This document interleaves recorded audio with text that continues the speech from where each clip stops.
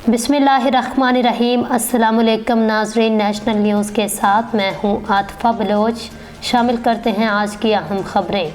America में सदारती दौड़ जीतकर डोनाल्ड ट्रंप ने कामयाबी हासिल कर ली है।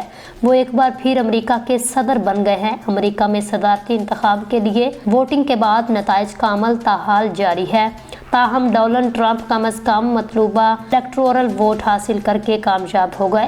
मुतअद्दिद रियासतों Indiana, Kentucky, Georgia, Ohio, Virginia और कैरोलिना में पोलिंग मुकम्मल हो चुकी। वोटों की गिनती और नताइज आने का सिलसिला जारी है। अब तक के नताइज के मुताबिक रिपब्लिकन उम्मीदवार डोनाल्ड ट्रंप 277 वोट लेकर सदर बनने में कामयाब हो गए, जबकि इनके मद्दे मुकाबल कमला हैरिस 226 वोटों के साथ उनसे पीछे हैं। नताइज की ताज़ा तरीन सूरत हाल के मुताबिक ट्रंप जल्द ही अपने हामियों से खिताब करेंगे, जबकि कमला हैरिस ने खिताब न करने का फैसला किया है। वो इंतखाबी नताइज के हवाले से आज शाम अपना बयान जारी करेंगी।